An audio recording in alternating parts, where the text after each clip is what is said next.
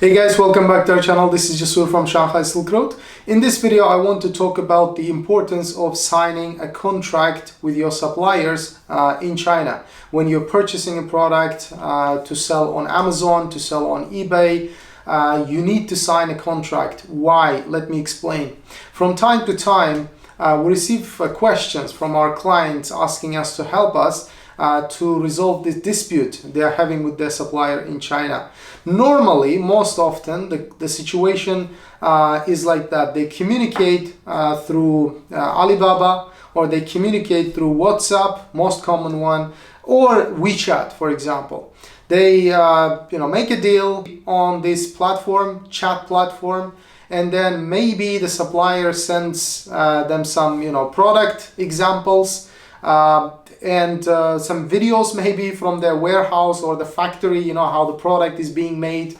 And also, yes, they get invoice, for example. Okay, invoice normally is in English. Okay, I'm coming from the problems. Okay, so normally they send English invoice, and then obviously client pays the money. All right, pays full amount or half amount. We've seen both actually.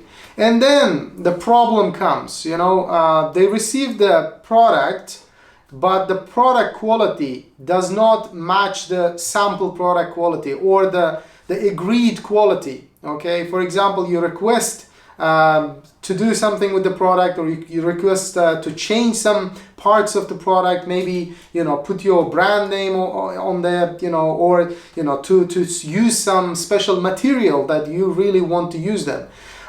They say yes, everything is fine, we will do it.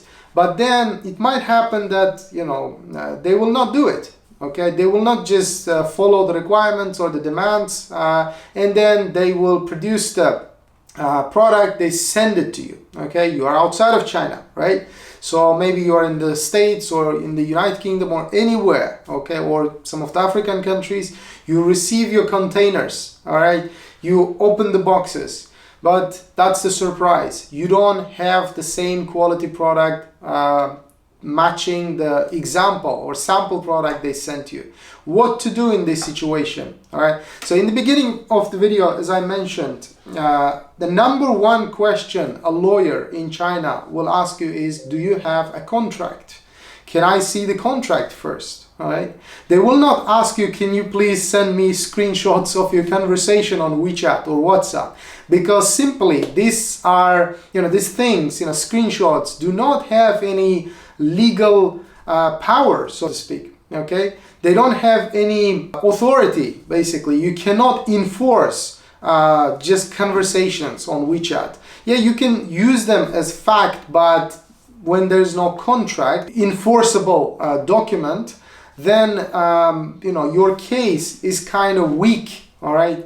So normally, okay, if you have invoice, we can use invoice to communicate with the supplier, to negotiate with them, to remind them that invoice might contain some factual information, factual details of the deal.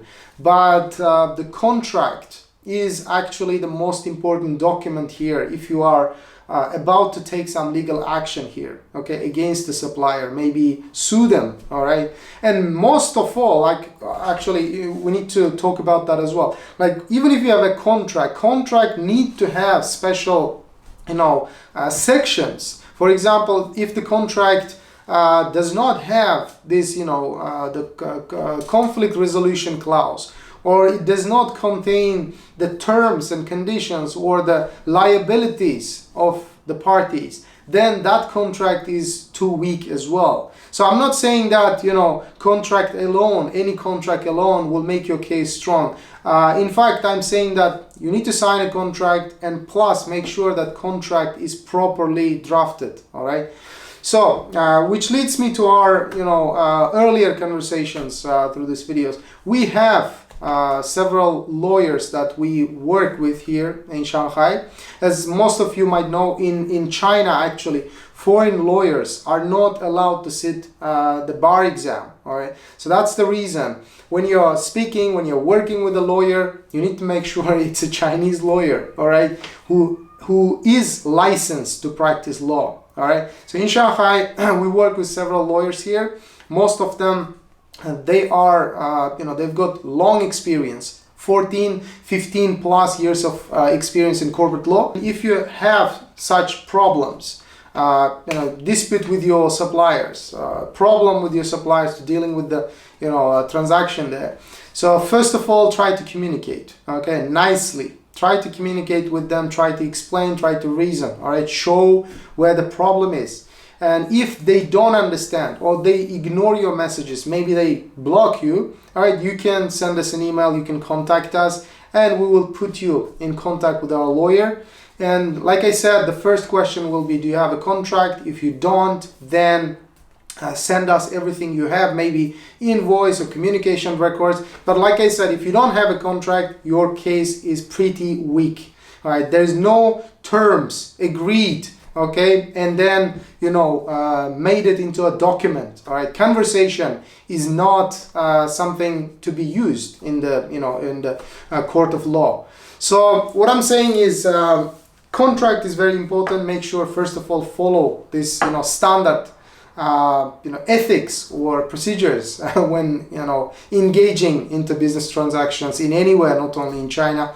And if you have a problem, you can get in touch with us. We'll try to help you, but make sure you keep all the documents with you. Yeah, sometimes it happens that clients just throw away this important document, or they cannot find anywhere. I hope you understand the point of this video. So I hope it will be useful in your future conversations with your suppliers. Make sure you ask the business license, start from the basics.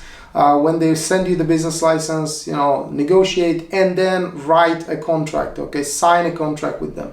And of course it has to follow with the invoice, like official invoice. And also, I talked about the language aspect as well in the contract and invoice. Make sure the contract is in 2 languages. This is what we encourage all the time, because in China, English language is not the main language, okay? This is so obvious. So for that reason, make sure your contract is in 2 languages. English is for you to understand, but the Chinese language is the main language of the contract, okay? It has to be like that. Because in like a dispute in the court, Chinese language always prevails the English, all right? So that is very, very important. I mean, I don't have to mention it, but for some people, even this obvious thing is maybe specialty knowledge, so to speak. So again, guys, make sure contract is important. Next thing, follow it with the invoice. Contract and invoice must be in 2 languages, and plus communicate in official channels, okay? Instead of WeChat or WhatsApp, just make sure you send a copy of the conversation or receive the copy of the conversation through your email as well, okay? Just to keep everything in record. Very, very important. Sometimes clients ignore all these formalities because they say the deal is pretty small. Quite recently, like literally a couple of days ago, our client contacted us with the same issue. All right, supplier is ignoring his messages, and the quality of the products they received, does not match the sample product quality. So anyway, they ignored all these formalities because they said the deal amount, the total amount of the deal is pretty small, close to $6,000. But still, guys, I mean, this is $6,000, right? You cannot just ask a supplier and they will refund it. So now what's happening is the suppliers is just ignoring, all right? So what can be done in this situation? They don't have a contract. The only thing they have is the invoice, and invoice is in English language as well. That's it. I mean, of course, it's got a stamp. It can be enforced, but still, it doesn't have any terms or any liabilities, okay, of the supplier. And they're showing the screenshots of the conversation on WhatsApp. And unfortunately, that doesn't have enough power, okay, legal power, because you can fake it, all right? The supplier will say that it's not me, all right? It's just fake, maybe they created it, if they, go from that route, basically. So that's it basically. With this I'm closing this video. If you have any questions related to drafting a contract, like I said, we have a team of lawyers here. We can help you with any sort of contracts in China in 2 languages, English and Chinese. Or if you have any disputes that you want to resolve with your suppliers or business partners here, feel free to contact us. Again, we'll talk with you after knowing the details. We'll come up with a better strategy. So anyway guys, I'll see you in the next video. Thank you.